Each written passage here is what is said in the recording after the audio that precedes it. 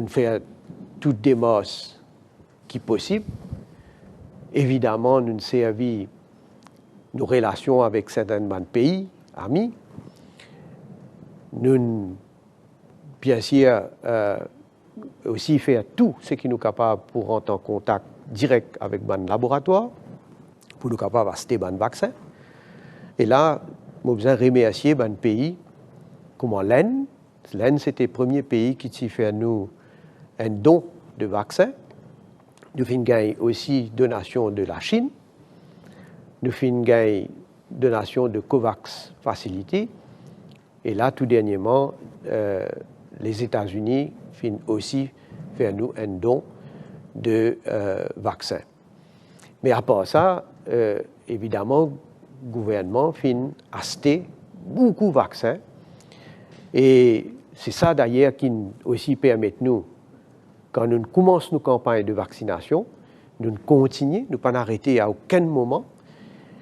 Et je suis bien content que nos diplomaties ont bien marché aussi, parce que nous avons gagné le vaccin Sinopharm, nous avons gagné depuis l'Inde, nous avons gagné le vaccin depuis la Russie, qui nous sommes capables d'acheter. Donc, Valérie Dizou, bien sûr, nous avons suffisamment de vaccins pour capable vacciner toute la population.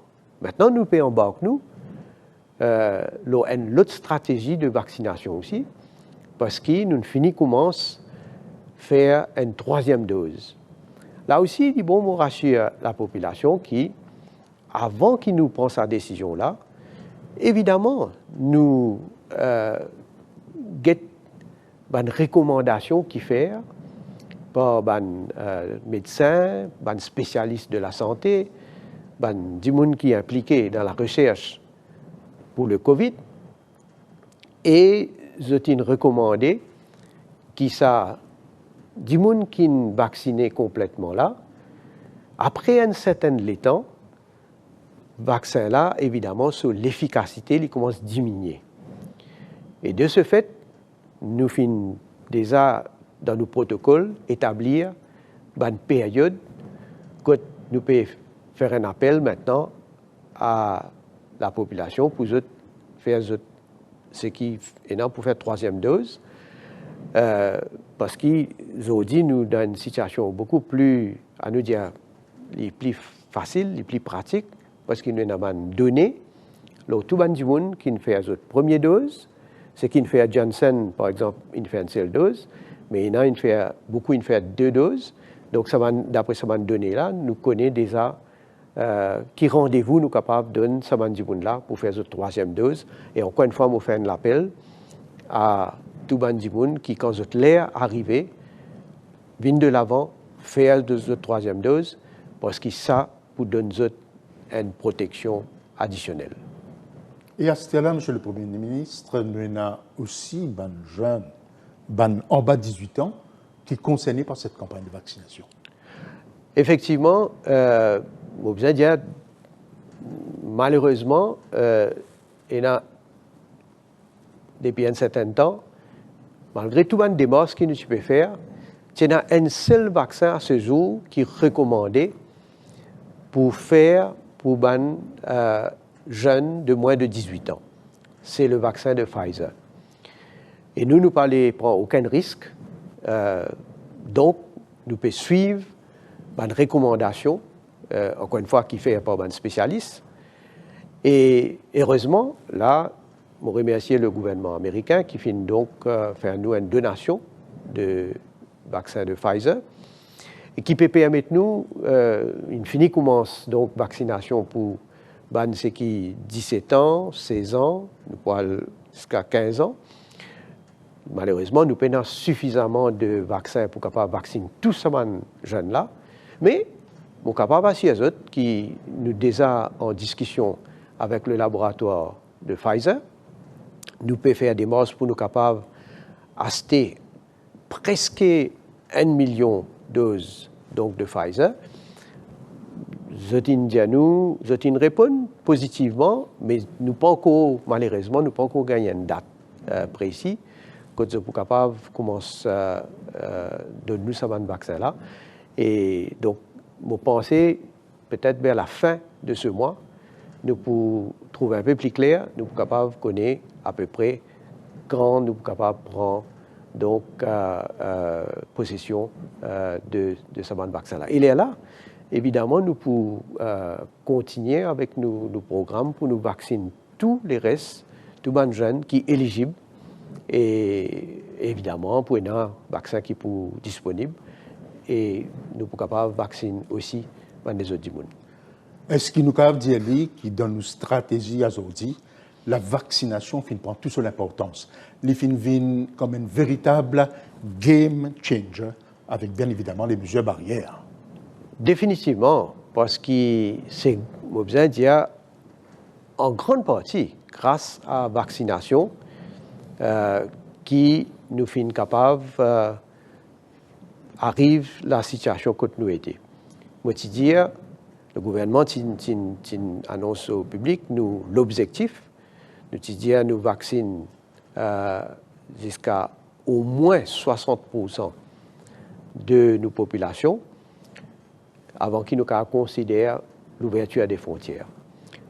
Nous allons plus vite, nous dépassons ce seuil-là plus tôt que prévu et de ce fait, ça nous permet de nous assouplir les restrictions qui tiennent dans différents domaines, dans différentes activités.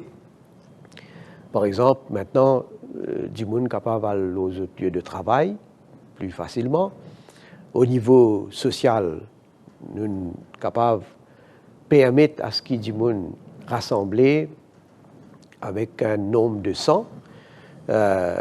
Du monde plus facilement aujourd'hui peut pratiquer ce sport, du monde qui a la mer, restaurants ouverts et bien sûr en tenant compte de précautions qui besoin prend, mais au moins nous sommes capables de fonctionner à nous dire pas nécessairement comme avant Covid, mais nous pouvons bouger dans sa direction là.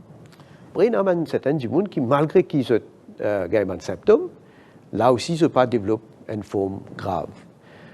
Mais par contre, comme on me dit, il y a certains gens qui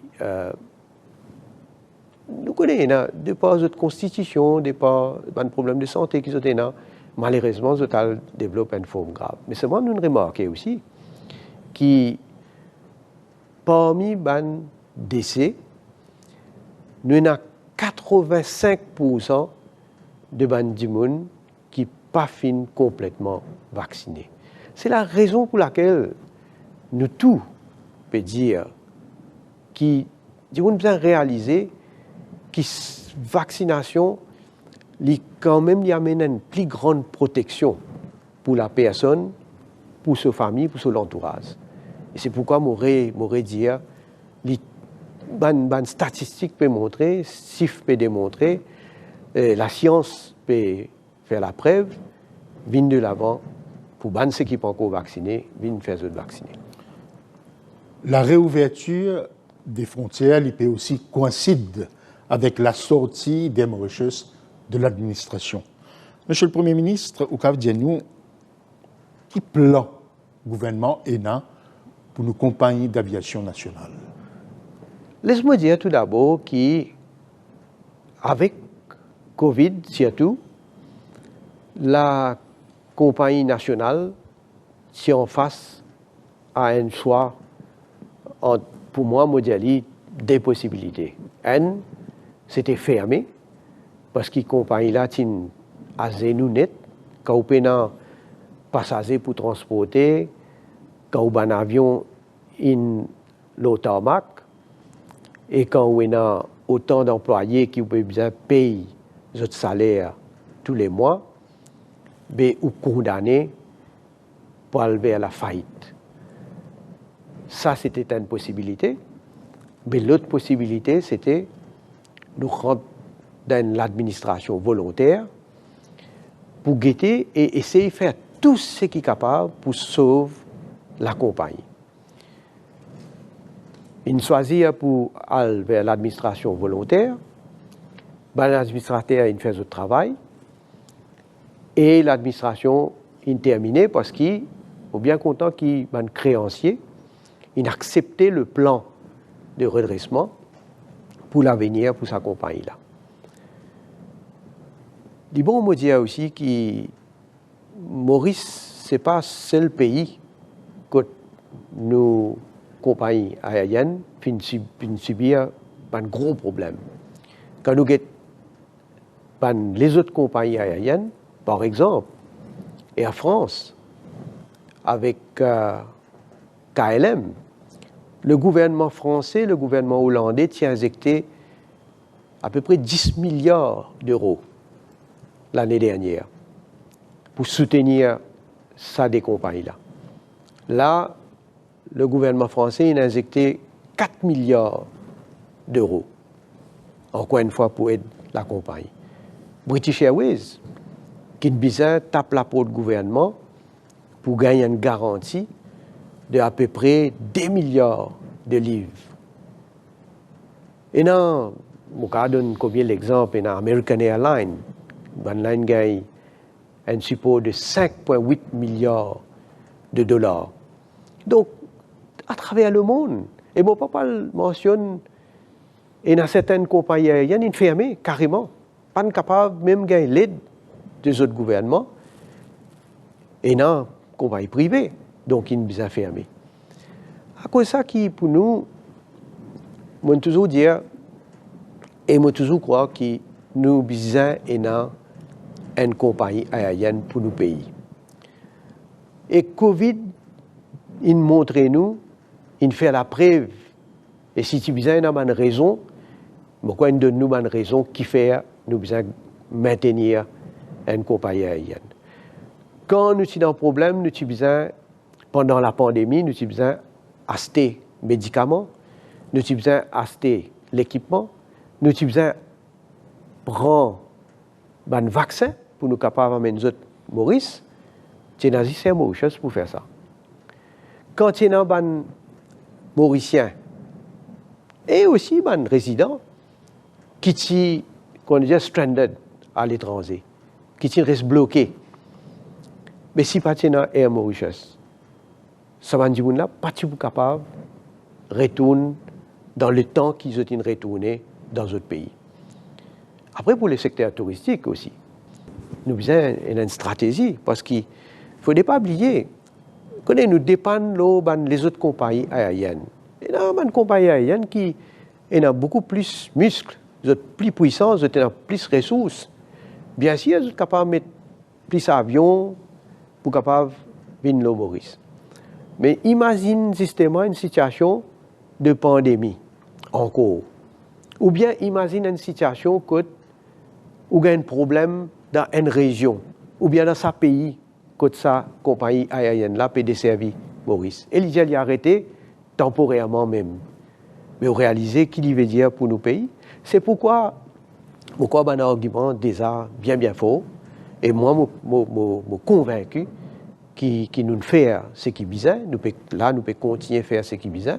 Et nous aussi, bien sûr, nous pas une exception, donc nous pouvons besoin injecter l'argent dans la compagnie. C'est bon, évidemment, nous voulons que la compagnie, une compagnie qui est viable, une compagnie qui est capable de mettre son propre pied, qui est profitable pour l'avenir.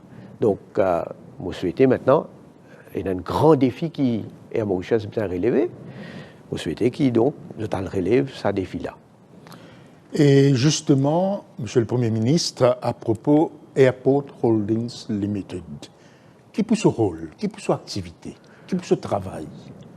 Au niveau du gouvernement, là aussi, nous avons bien réfléchi, parce qu'il nous voulait qu'en même temps, nous pouvons sauver Air Mauritius, et en même temps capable de préserver autant d'emplois possibles.